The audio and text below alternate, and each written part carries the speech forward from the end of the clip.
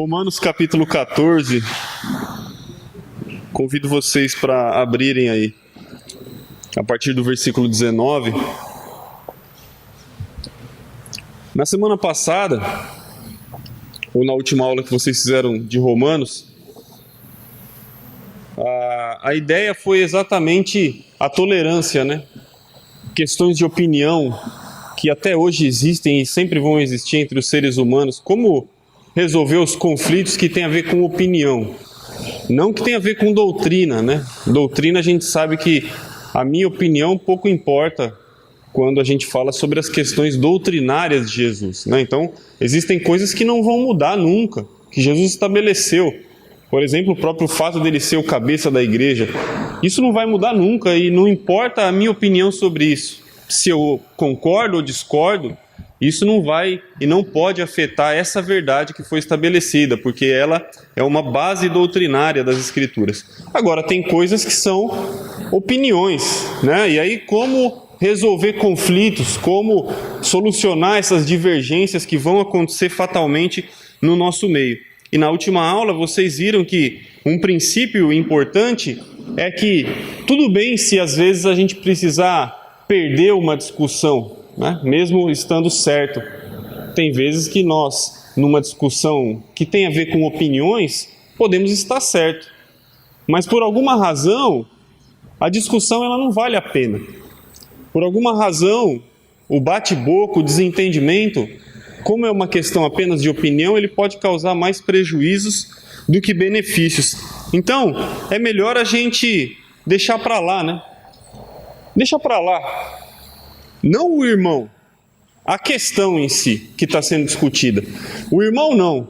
Baseado nessas ideias que Paulo vai dar para a gente aqui em Romanos capítulo 14, parece que se a gente simplesmente não se associar com um irmão fraco na fé, vai estar tudo bem.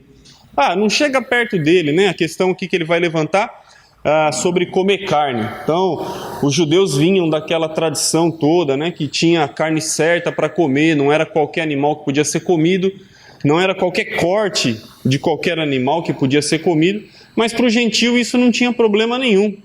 Então, de repente, naquela reunião, né, da igreja, ou num almoço entre famílias, num local onde os irmãos estivessem reunidos, ia comer qualquer carne sem a consciência doer ou pesar. Mas aquele que era judeu, criado no judaísmo, via aquela outra pessoa comer determinada carne, se sentia incomodado com aquilo. A sua fé era afetada por ver aquele outro comendo. Então, como isso era só uma questão de opinião e não de doutrina, aquele gentio podia simplesmente dizer, eu vou deixar esse judeu para lá, não vou mais me associar com ele. Mas a ideia não é essa que Paulo está trazendo. Desde o começo do livro, o que ele quer mostrar é que os dois povos agora são um, né? Já não tem mais judeu, já não tem mais gentio, todos pecaram, todos estão na mesma situação e precisavam, né, dessa misericórdia, da graça de Deus. Então, como fazer isso, né? A lição então que Paulo vai dar, e a gente vai ler a partir do versículo 19, é um incentivo para a gente sair da passividade. Não é simplesmente não se associar com o fraco. Então pensa aí você que por alguma razão, né, vou citar um exemplo, vocês estão reformando aqui as paredes aí. Por alguma razão, algum irmão achou que não tinha que ser desse jeito. Isso não é uma questão doutrinária, é uma questão de opinião. Se alguém discordar aqui da arquitetura, aqui, da planta, do projeto, isso é uma questão que precisa ser conversada, que não vai ter razões para a gente achar que está pecando por fazer a parede com o bloco cinza ou com o bloco marrom ou qualquer coisa desse tipo. Então esses conflitos precisam ser resolvidos de uma maneira simples e não é só, nem chama mais essa pessoa para vir aqui ajudar porque só está causando problema. Essa seria uma suposta forma de resolver, mas não é a verdadeira solução, né? O que Paulo vai incentivar é que a gente tenha uma postura ativa em favor desse que é fraco na fé, né? É assim que ele vai descrever, ter uma postura ativa. Olha lá a partir do verso 19, Romanos 14, a partir do 19. Assim, pois, seguimos as coisas da paz e também as da edificação de uns para com os outros. Não destruas a obra de Deus por causa da comida. Todas as coisas, na verdade, são limpas, mas é mal para o homem o comer com escândalo. É bom não comer carne, nem beber vinho, e nem fazer qualquer outra coisa com que o teu irmão venha a tropeçar, ou se ofender, ou se enfraquecer. A fé que tem-na para ti mesmo perante Deus. Bem-aventurado é aquele que não se condena naquilo que aprova. Mas aquele que tem dúvidas é condenado se comer, porque o que faz não provém de fé, e tudo o que não provém de fé é pecado. Então, a questão da consciência, a gente vai falar um pouquinho mais ainda sobre isso durante a aula, a questão da consciência, né, que é tão citada aqui nas Escrituras. Esse incentivo que Paulo está dando aqui para a gente me faz lembrar aquela frase de Jesus, né? Lembra que Jesus disse: faça para os outros aquilo que você gostaria que fizessem para você. Jesus, quando ensina essa frase, ele está incentivando a gente a ter uma postura ativa. Faça para os outros aquilo que você gostaria que fosse feito para você. Na época de Jesus já tinha um ditado semelhante a esse, né? Tinham duas grandes frentes de mestres, de rabinos judaicos lá na época, né? Que deram, vamos dizer assim, um direcionamento para o que foi a cultura judaica da época. E um desses grandes mestres, ele citou uma frase que era parecida com essa de Jesus, e até ele disse isso antes de Jesus, mas era uma frase meio passiva, né? Era simplesmente assim, não faça para os outros aquilo que você não quer que faça para você. Parece que é a mesma coisa, né? Não faz para os outros o que você não quer que faça para você, ou faça para os outros aquilo que você gostaria que fizessem para você. Parece a mesma frase, mas uma é passiva. Não faz nada. Não prejudique o próximo, já é o suficiente. Mas Jesus não. Ele vai incentivar a gente a ser positivo e a ter iniciativa. Faça, sim, pelos outros alguma coisa, aquilo que você gostaria que fizessem por você. Então a frase lá consensual da época era passiva, fica no seu canto quieto e não atrapalha ninguém. Mas Jesus vai dizer, não é só isso. Se mexa em benefício do próximo. E é mais ou menos o que Paulo vai querer trazer aqui. Não basta não se associar com o irmão fraco. Não basta simplesmente a gente dizer, deixa ele para lá, coloca ele num canto, né, que ele está dando problema para a igreja. Não. Vá e interaja, e ele vai começar dizendo no versículo 19: siga a paz, siga as coisas da edificação de uns para com os outros. Quando ele fala sobre seguir, ele está falando de uma busca ansiosa, né? Alguém que vive para isso. Quando ele diz siga as coisas da paz, viva para isso, para essas coisas que são as coisas da paz. Pensa se você por acaso entrou numa discussão com alguém. Quanto mais às vezes a gente insiste, né, e fica discutindo, muitas vezes o resultado final não é a paz. Então, numa discussão, às vezes a insistência, a defesa da sua visão, né? Não, a minha opinião é essa, e a opinião do outro é diferente. E fica esse conflito de opinião. Isso não é uma coisa que vai produzir a paz lá no final. Dificilmente vai produzir, né? Quando duas pessoas pensam diferente na questão das opiniões. Então, se você se preocupa excessivamente com você mesmo, né? Isso vai acentuar o conflito. Se eu tento ganhar uma discussão na base da hostilidade, isso também vai aumentar o conflito. O que Paulo está dizendo aqui, busque as coisas da paz. Então, quando há entre nós, na igreja, alguma dificuldade, alguma discordância por uma questão de opinião, não é uma questão doutrinária, é uma questão de opinião. Olha, vamos fazer um estudo sobre o livro... eu sei que vocês fazem muito disso durante a semana, isso é excelente, né? Vamos fazer que horário? Vamos fazer às 8. Não, vamos fazer às 9. Não, vamos fazer às 7. Isso é opinião. A igreja vai sentar e vai decidir o que é melhor para todos.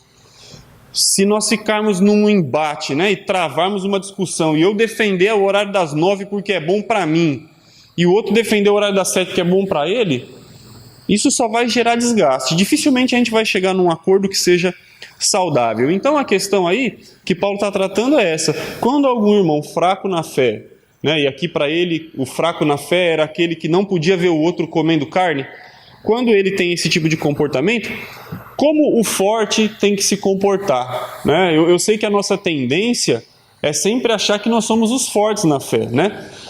Numa questão de opinião, quando há uma discussão e o outro não entra em acordo comigo, é porque ele é fraco e eu sou forte.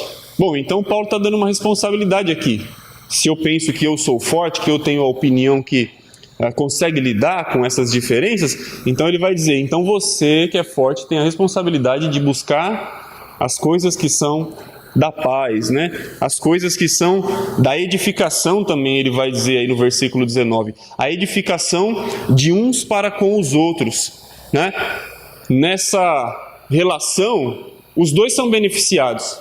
Quando eu busco a paz, quando eu busco as coisas que são da edificação, o irmão que é fraco, né, no caso aqui que Paulo está apresentando, aquele fraco na fé seria beneficiado, e o forte também. O forte na fé seria beneficiado porque ele teria que aprender a amar mais. Você precisa amar mais, porque eu imagino aqui, né, se coloca aqui na cena e imagina que você estava lá comendo um prato de feijoada, né? Puxa, que delícia! Mas feijoada tem carne de porco. E o judeu ia olhar para você comendo aquela feijoada e falar, meu Deus, esse cara está cometendo um pecado, porque não pode comer carne de porco.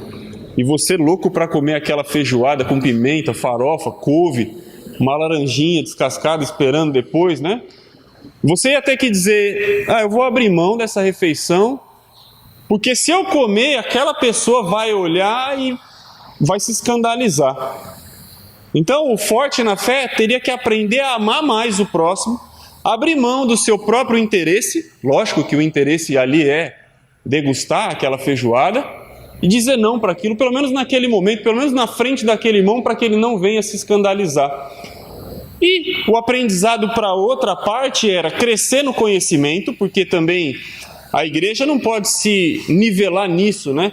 Essa aula ela precisa ser entendida com cuidado, porque não pode ficar a impressão de que a nossa tendência na igreja é viver para satisfazer o próximo. Não é isso, né? Bom, então, o que o guerreiro não gosta? O guerreiro não gosta disso, então ninguém pode fazer. Não é isso. Se nós tivermos essa tendência, a igreja ela vai se nivelar, e uma vez eu li um ditado. Se a igreja fica sempre tentando satisfazer o membro mais fraco, ela nunca vai ser mais forte do que ele.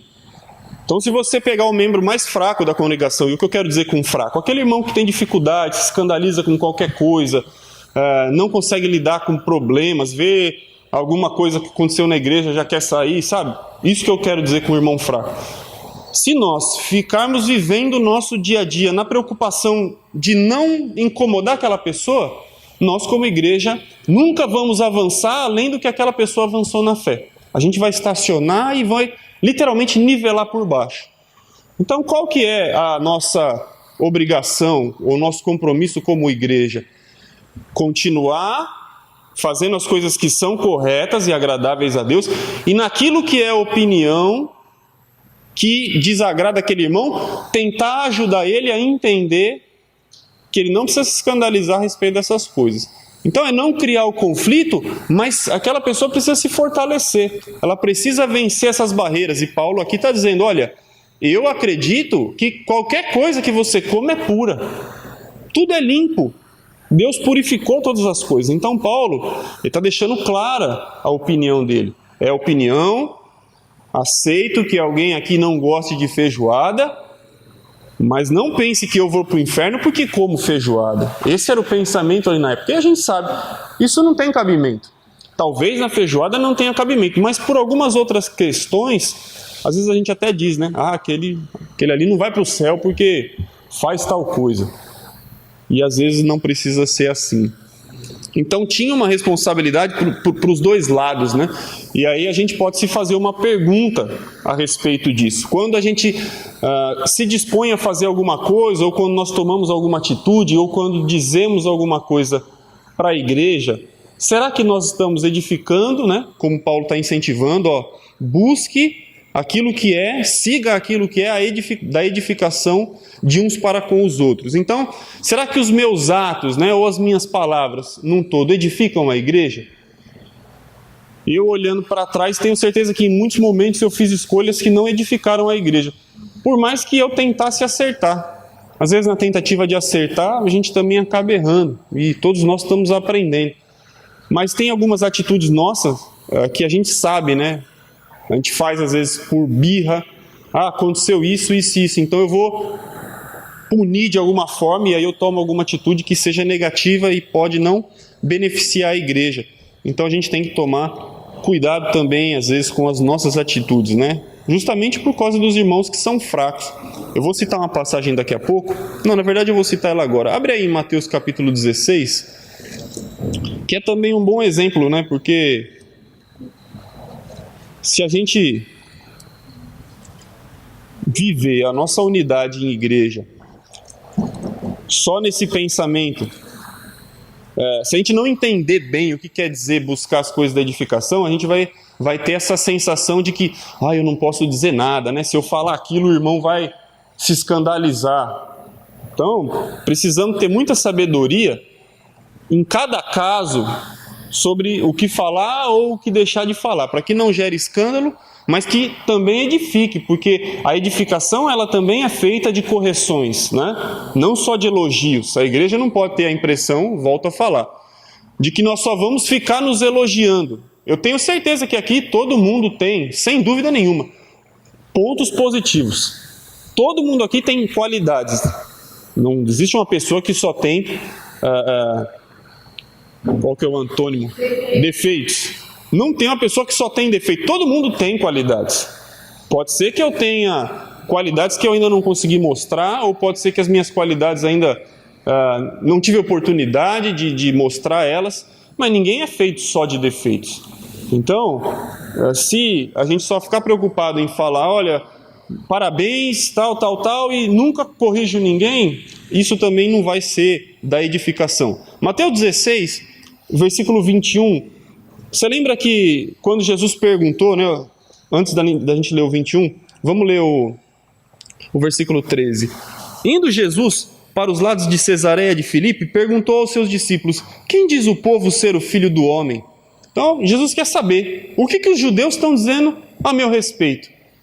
E os apóstolos vão responder para Jesus, olha, uns dizem que você é João Batista, outros dizem que você é Elias, outros dizem que você é Jeremias ou alguns dos profetas. Mas e vocês? Jesus pergunta, e vocês? Quem vocês dizem que eu sou? E Pedro, né, no seu impulso sempre de responder, e com a sua iniciativa, que era da sua personalidade, vai dizer, versículo 16, tu és o Cristo, o Filho do Deus vivo, na mosca.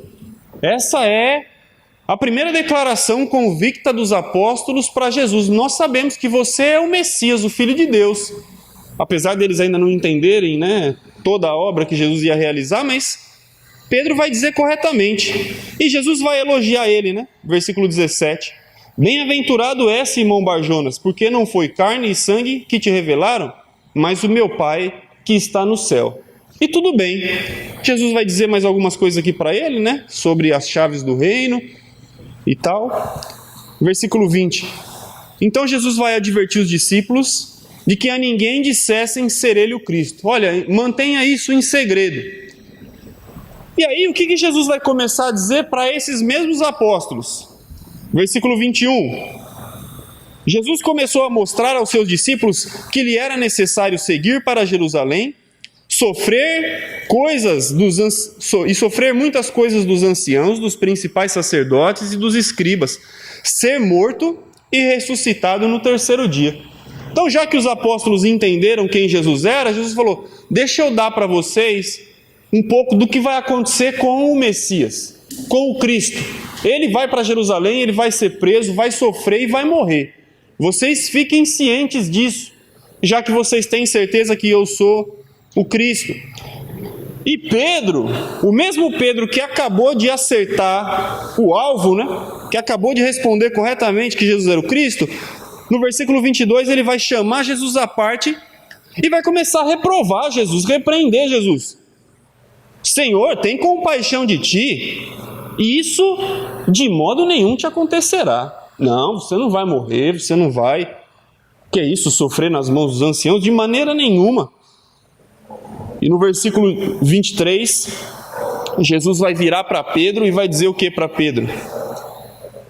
Arreda, Satanás. Sai, demônio. Já pensou se o irmão fala isso para você? Sai daqui, o demônio. Você é para mim uma pedra de tropeço, porque não cogita das coisas de Deus, e sim das dos homens. Como será que Pedro se sentiu ao ouvir essa frase de Jesus? Um pouquinho de tempo atrás ele tinha ouvido: bem-aventurado é Simão Barjonas, porque não foi carne nem sangue que te revelaram. E agora, uma fração de segundos mais tarde, ele ouve: seu demônio, sai daqui. Puxa vida, a mente de Pedro deve ter ficado confusa, né? E aí eu pergunto, como será que Pedro se sentiu ao ouvir essa frase de Jesus? Será que isso foi bom para ele? Ou será que prejudicou a fé de Pedro? O que vocês acham? Eu acredito que foi aquela pausa, né? Foi que nem aquele dia em que o sol parou lá na batalha de Josué, né? Ele se congelou, né? Pensa no que a gente está falando. Tomou um choque. Nós estamos falando sobre edificação. E Paulo está falando, olha, busque as coisas da edificação. Esse é um exemplo, né? Jesus nem sempre só elogiou, mas ele soube edificar as pessoas, mostrando onde as pessoas precisavam melhorar. Então, quando a gente pensa aqui, Romanos capítulo 14, versículo 19, busque, siga as coisas da paz e as coisas da edificação. Vamos fazer isso. Como igreja, nós vamos evitar escandalizar os irmãos com as coisas que são simplesmente as nossas opiniões. Eu não vou debater com o irmão ao ponto de criar um desgosto entre a gente por causa da cor que vai pintar as paredes do prédio, por causa do tecido que vai colocar aqui atrás. Estou citando exemplos, né, tolos. Eu não vou discutir com o irmão ao ponto de gerar um desgaste entre nós. E como Paulo vai dizer, não vou bater boca e às vezes magoar aquele por quem Cristo morreu, por causa da cor de uma cortina, por causa da cor de uma parede, por causa da disposição das cadeiras, ou ele vai dizer até mesmo por causa da comida que eu ou você possamos gostar. Não vale a pena essa discussão. Agora, também a gente precisa parar para pensar que não é simplesmente, então, nunca mais eu vou falar nada, né, para nenhum irmão que ele precisa melhorar, porque se ele se escandalizar, eu vou estar pecando. Peraí, vamos olhar o exemplo de Jesus, né? Não vamos discutir, não vamos se desgastar, mas vamos ajudar o irmão, porque edificação não vem com silêncio, não vem com varrer os conflitos para debaixo do tapete, mas vem com diálogo, vem com instrução. E é isso também que Paulo está tentando mostrar aqui para os irmãos. Não vamos se desgastar por brigas tolas que não valem a pena, mas precisamos sim, como Jesus, saber a hora de dizer as coisas que são verdadeiras, até mesmo para ajudar, não para magoar. A intenção de Jesus aqui com Pedro não era fazer Pedro se sentir lá no chão humilhado. Pelo contrário, era que Pedro sentisse esse choque. Puxa vida, eu acho que eu pisei na bola. E Pedro, como homem de Deus, e é aí que a gente vai conseguir ver, né? O irmão fraco se mostra um irmão que começa a se tornar forte quando, mediante a repreensão, o que ele faz? Ele aceita e ele procura mudar. O irmão que é verdadeiramente fraco, quando vem a repreensão, ele faz o quê? Eu vou embora da igreja porque falaram isso, aquilo. Aí isso atesta a minha fraqueza.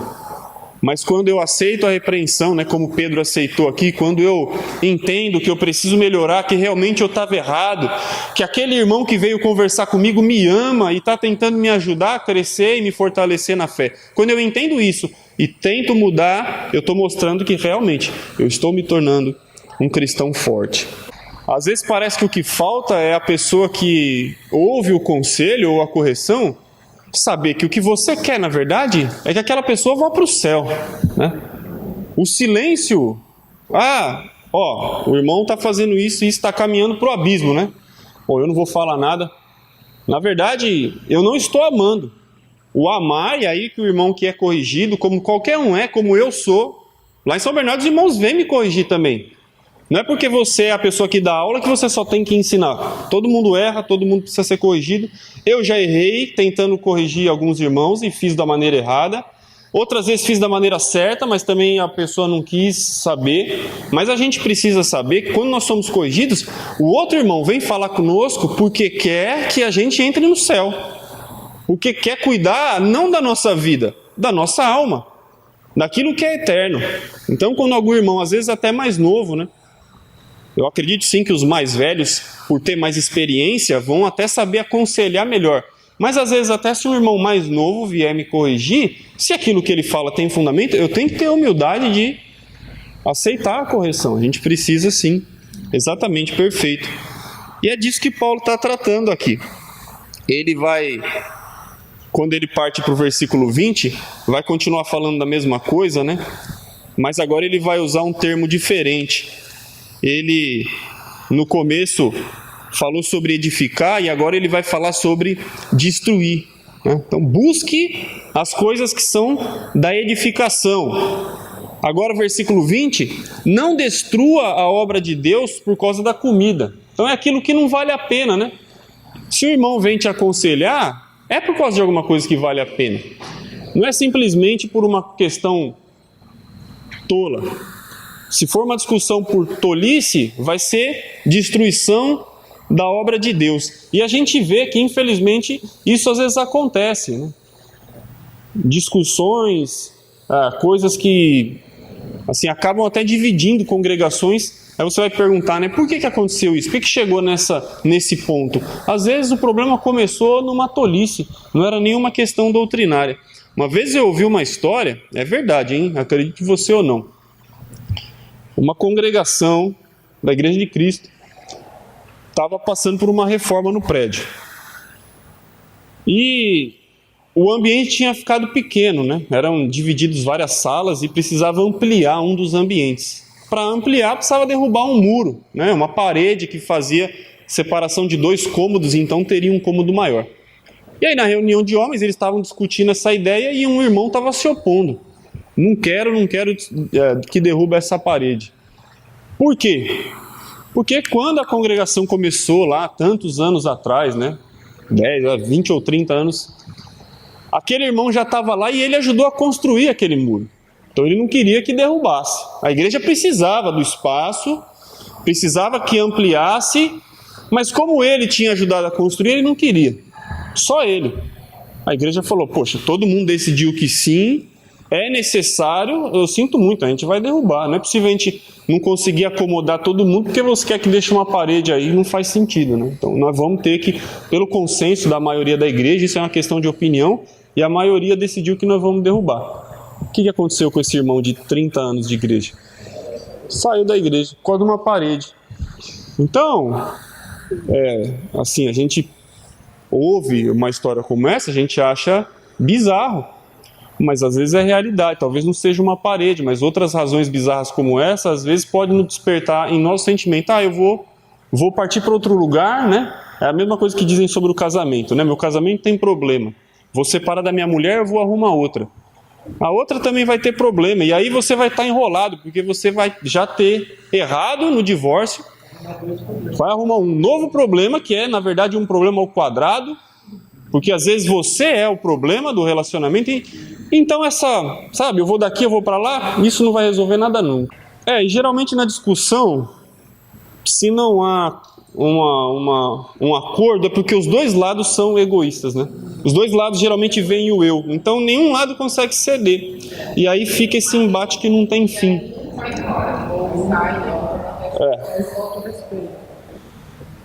E aí não precisa acontecer isso, né? A gente precisa, assim, olhar um pouco mais para as Escrituras, para Jesus, para as atitudes de Jesus. Puxa vida, Jesus tinha tantas razões para ter feito tantas coisas, mas ele não fez, ele abriu mão, ele ouviu coisas que ele não precisava ouvir, suportou coisas que ele não precisava suportar. Então, se fosse para a gente discutir quem sabe mais e quem pode mais, nossa, Jesus não tinha nem feito nada do que ele fez, né? Então a coisa não é bem por aí, não precisa ser bem por aí. A gente tem que também pensar que muitas vezes as pessoas que discutem estão tentando fazer o seu melhor para Deus. Por isso que a gente precisa ter sabedoria e paciência também na igreja, porque às vezes aquela pessoa que está conflitando, não é simplesmente, hoje eu vou chegar lá na igreja, eu vou arrumar briga. Não é isso. Às vezes a pessoa é zelosa por Deus, quer fazer aquilo que é certo. Então, a gente precisa ter muita sabedoria, porque nas questões de opinião, não é fácil assim, vamos para a Bíblia e vamos ver o que fala. Doutrina sim, vamos na Bíblia, a Bíblia diz isso, ponto. Você pode pensar diferente, mas seu pensamento não vai entrar. Mas quando a coisa é opinião, nem sempre a Bíblia dá a resposta. E aí quando ela não dá a resposta, nós como cristãos precisamos ter a maturidade, humildade, de conseguir resolver os conflitos de uma maneira sadia. Por quê? É sempre mais fácil destruir do que construir. Sempre. Às vezes você vai levar anos para desenvolver um trabalho e rapidinho alguém pode destruir. As igrejas foram assim no primeiro século, né? Muitas igrejas que foram estabelecidas a custo de tanto trabalho, os apóstolos saíram, fizeram missões, implantaram o presbitério, visitaram, revisitaram, deixaram pessoas cuidando. E aí depois veio alguém com uma falsa doutrina, entrou e pum, estragou tudo. E é facinho destruir, né? Uma criança é assim, você educa o seu filho a vida inteira, você fica, tá no pé, tal, chega na adolescência, faz uma amizade ruim. Por algum motivo, se o seu filho deu ouvido para aquela pessoa e esqueceu do que você falou, pode se envolver com droga, pode fazer um filho na adolescência, inúmeras coisas que vai atrapalhar tudo aquilo que você demorou tanto e custou tanto para construir. Dá um martelo na mão de uma criança e manda ela quebrar alguma coisa. Ela consegue fazer um dano facinho, né? Manda uma criança derrubar uma parede dessa com um martelo, ele consegue abrir um monte de buraco. Agora manda a criança construir uma parede. Não vai conseguir, porque construir dá trabalho, é mais difícil. E então a prevenção que Paulo está querendo dar para esses irmãos é essa. Cuidado, porque é muito fácil destruir qualquer coisa. Um trabalho às vezes que levou tanto tempo, né? Tanto esforço, tanto amor, tanto compromisso. Às vezes a gente, por causa de uma tolice, porque não consigo ver o irmão comendo uma feijoada, ou porque eu quero comer a feijoada e não estou nem aí para o meu irmão que não pode me ver fazendo isso, às vezes por causa dessas bobeiras, a gente pode acabar destruindo. E Paulo vai dizer no verso 20, não destrua a obra de Deus, não destrua por causa da comida. E ele dá a opinião dele sobre isso. Todas as coisas, na verdade, são limpas, mas é mal para o homem o comer com escândalo. Então tem problema comer feijoada? Não tem. Ou se você está preparando uma lá na sua casa, vai com a consciência tranquila que não é pecado. Agora, se existe escândalo, né, comer com escândalo, aí existe o pecado.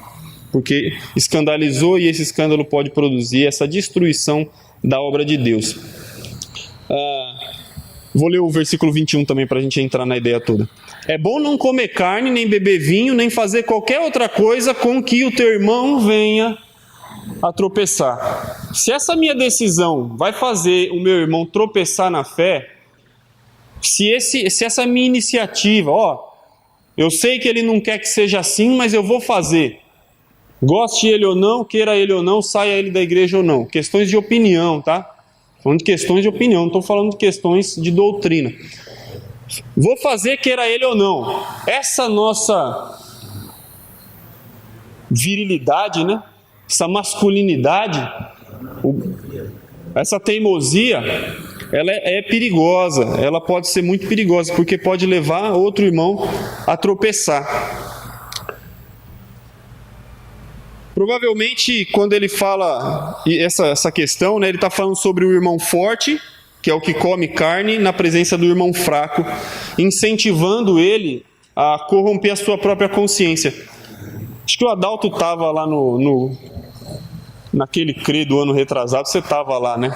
E eu lembro que o Enio citou um exemplo lá de um rapaz que evangelizou um judeu, e o judeu se tornou cristão, né? Foi batizado, e aí ele convidou aquele judeu para ir jantar na casa dele. Pô, você se batizou, então vamos jantar lá em casa hoje.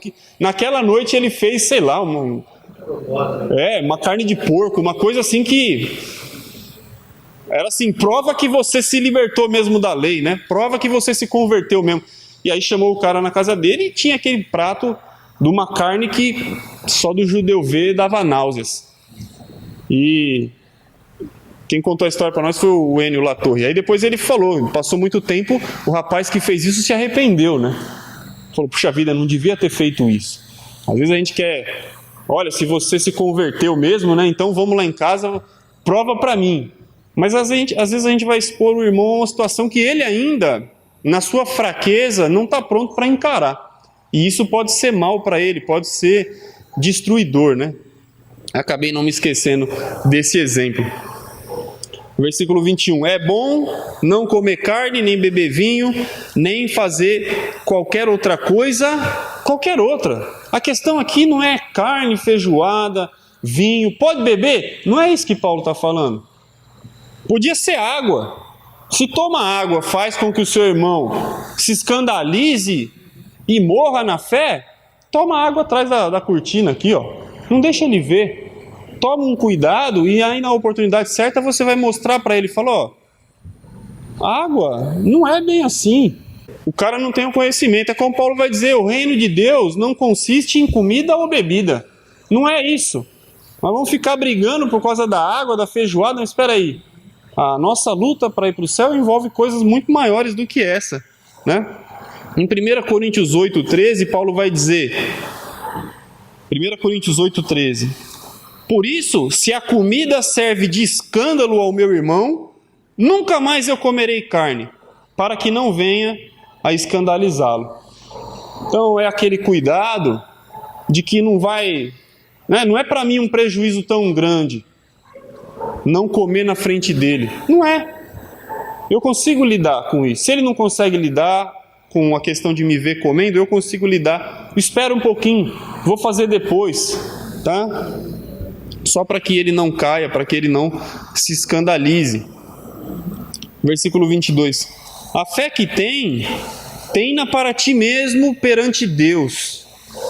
A fé que você tem, tenha ela para você mesmo perante Deus. Então você não precisa ficar divulgando às vezes aquilo que você acredita como a sua opinião. Vou falar de um exemplo que eu vou colocar como opinião aqui. Não vou nem falar disso porque é a questão, né? Não fala o que você pensa porque pode escandalizar. Deixa pra lá.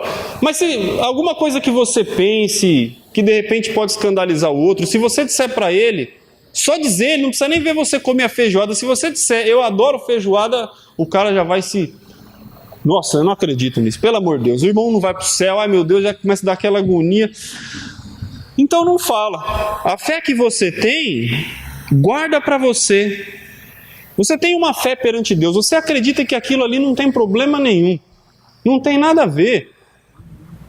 As paredes aqui podiam ser todas pintadas de preto, o chão preto, as cadeiras pretas.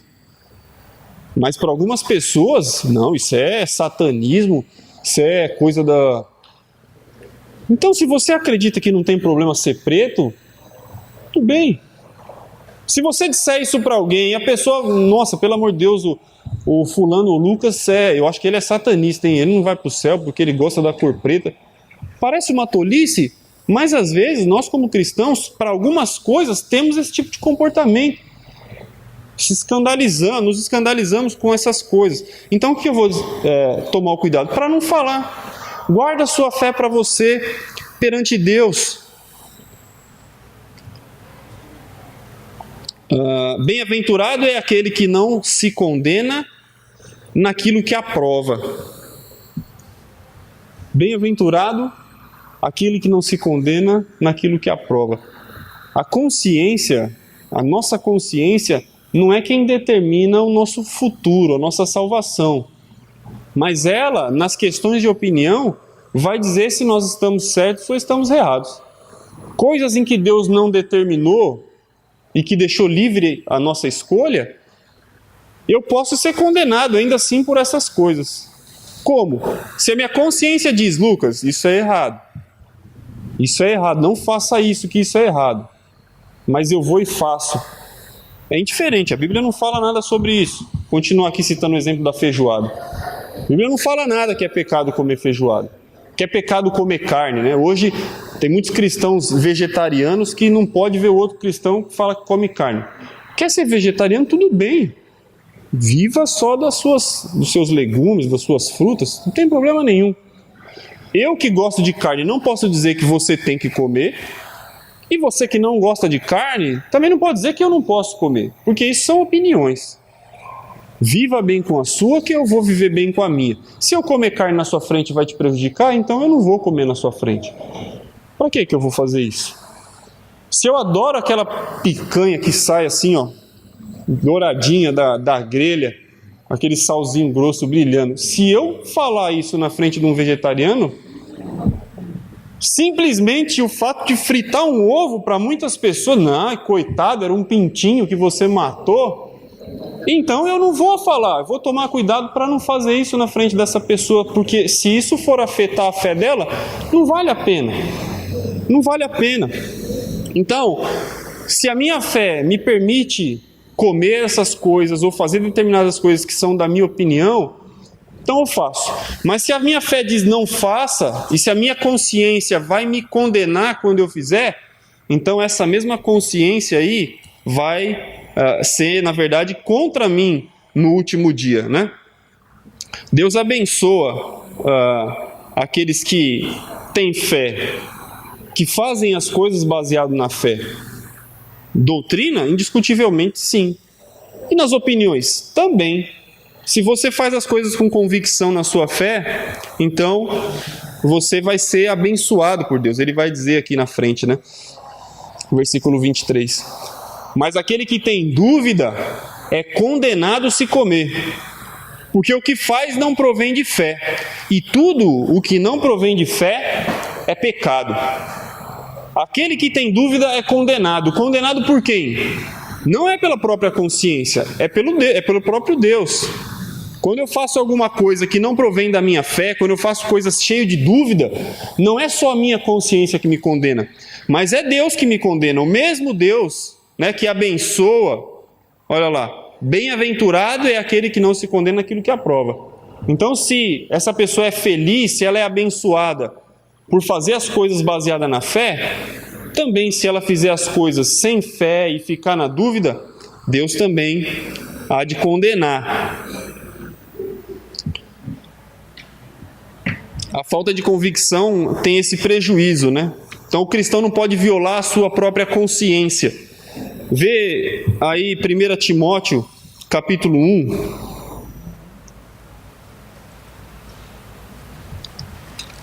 Falando sobre essa questão de consciência, até interessante a gente lembrar do caso de Paulo, né? Paulo, quando ele vai fazer a sua defesa perante os judeus, né? Perante o Sinédrio, quando ele é preso lá em Jerusalém, a sua última visita a Jerusalém, lá em Atos capítulo 23, ele já preso vai se defender, e ele vai dizer para aqueles judeus lá do Sinédrio: sempre me esforcei para viver perante Deus com uma boa consciência. Paulo, quando ele perseguia a igreja, ele fazia isso com a consciência tranquila. Ele achava que ele estava fazendo certo. Ele tinha certeza, não, é isso que Deus quer, eu vou fazer isso. Mas a questão era doutrinária, porque ele dizia que Jesus não era o Messias, então isso era um problema. A consciência aí de Paulo era perigosa, mesmo ele estando com ela tranquila. Então o que ele está querendo dizer aqui também para a gente? Que a nossa consciência não é que determina tudo. Se eu acredito que pode, então pode. Não. Naquilo que diz respeito a opiniões, se você crê que pode, então pode. Nas opiniões. Olha aí, 1 Timóteo 1, 18 a 20. Este é o dever de que te encarrego, ó filho Timóteo, segundo as profecias de que antecipadamente foste objeto. Combate, firmado nelas, o bom combate, mantendo fé e boa consciência, porquanto alguns, tendo rejeitado a boa consciência, vieram a naufragar na fé. Ele diz que é importante que a gente combata o bom combate, que a gente viva a vida cristã com fé e boa consciência. Com a fé, fazendo as coisas que agradam a Deus, confiando em Deus, e com a boa consciência naquelas coisas que nos são legalizadas por Deus, naquilo que Deus nos permite escolher. Deus não está nem aí se você vai fazer faculdade de advocacia, de moda. Algumas pessoas, eu vou orar para Deus para ver qual a faculdade que eu tenho que fazer. Faz o que te interessa. Contanto que você não vá planejar o seu futuro de uma maneira negligente, mas faça aquilo que você gosta. Eu vou orar para Deus para ver se Ele me arruma uma mulher. Arruma a mulher que você quiser, Ele já te deu as diretrizes de como tem que ser a sua mulher. Uma mulher que tema Ele, ou um marido que tema Ele, que compartilhe da mesma fé, que seja fiel, que saiba assumir o seu papel. Ele já deu as direções. Olha, escolhe dentro disso aqui, você tem liberdade. Os limites são esses. Qual é a faculdade que eu vou fazer? Faça alguma coisa que glorifique a Deus, seja o que for, seja moda, advocacia, seja pedagogia, educação, sei lá o que você vai fazer. Você tem liberdade de escolher. Nessas coisas que você vai escolher, faça com boa consciência. Não faça com a consciência ferida, porque senão será um problema. Então Paulo não está propondo que a nossa consciência vai nos guiar nas questões doutrinárias da Bíblia, né? A autoridade toda das questões religiosas, espirituais, está nas Escrituras. Mas aquilo que se refere à nossa opinião, é a nossa consciência, sim, que vai nos guiar. Quem nunca ouviu aquela frase famosa, né? Na dúvida, não faz. Na dúvida, não faz. Pode seguir esse conselho. Eu estou pensando em fazer isso, mas não sei não, hein? Então não faz. Não faz porque a sua consciência pode te pegar, pode te condenar lá na frente. Então, falando sobre essa questão de irmãos fortes e irmãos fracos, né? Não vou fazer nada que incentive o meu irmão fraco a ser condenado. Eu vou ler um trechinho aqui que eu achei interessante aqui, ó. Estar certo é de uma importância vital em tudo que se refere às questões da fé. Vou repetir. Estar certo, ter certeza, poder bater o pé e falar não mudo a minha opinião, é muito importante naquilo que se refere à fé. Sobre tudo que está aqui, é importante a gente defender e não mudar e não aceitar outras opiniões, porque tem a ver com a fé, questões doutrinárias. Agora, existem áreas em que a gente tem liberdade. Vamos discutir quando tiver que discutir, se for a doutrina, para defender o que é verdadeiro, a sã doutrina. Mas falando sobre questões de opinião, algumas coisas são muito mais importantes do que estar certo. Então, se eu vou pintar a parede de azul, de branco, tem coisa muito mais importante do que isso. E o que é? O cuidado para não fazer o meu irmão cair. Muito mais importante do que se a parede vai ser branca, vai ser preta, se o almoço vai ser feijoada, se vai ser salada. Muito mais importante do que travar batalhas nesses assuntos é a preocupação com que os fracos na fé aprendam e se tornem fortes, não se escandalizem. Esforce-se sempre para ajudar um irmão, isso é mais importante do que estar certo. E Deus vai nos ajudar, né? Para estarmos atentos e cuidadosos com os nossos irmãs e irmãos, mais do que com nós mesmos. Interessante esse assunto, né? Eu acho que para tudo isso, como foi bem comentado aí pelas mulheres, a gente precisa ter sabedoria, porque o risco que a gente tem ao olhar um texto desse é duplo, né? Ou a gente tem a tendência de se calar e ter medo, e não pode acontecer isso, não vou falar mais nada para ninguém, não vou motivar os irmãos a crescerem, e aí a tendência é que os fortes também vão se tornando fracos, e daqui a pouco, como eu disse, a igreja toda está nesse nível de fraqueza, onde ninguém pode falar nada para ninguém. Não fala isso, porque senão ele vai sair da igreja. E a igreja não é assim. A igreja não tem que ser assim. Então, a gente quando estuda um texto desse, não pode ter essa tendência de se tornar omisso, de se tornar calado, e às vezes até deixar de ajudar a igreja a crescer, mas a gente também não pode assumir a postura oposta, né? Que é justamente o cuidado que Paulo está querendo ter aqui, impor a nossa vontade e acabar fazendo com que os irmãos mais fracos saiam, né? Fingir que não há esses irmãos mais fracos, na verdade há. Às vezes eu posso ser esse irmão mais fraco, pode ser que em um assunto A, B ou C, eu tenha tranquilidade para resolver, mas às vezes em alguns outros assuntos eu possa ter dificuldade. Às vezes você pode se surpreender por aquela pessoa que você achava muito madura na fé, como eu já ouvi, demonstrando assim, algumas atitudes, fala, puxa vida, não esperava isso dessa pessoa. A gente pode ser surpreendido. Mas o que eu vou fazer mediante a isso? Então vou ter esse cuidado para que essa pessoa não se escandalize. Tá joia?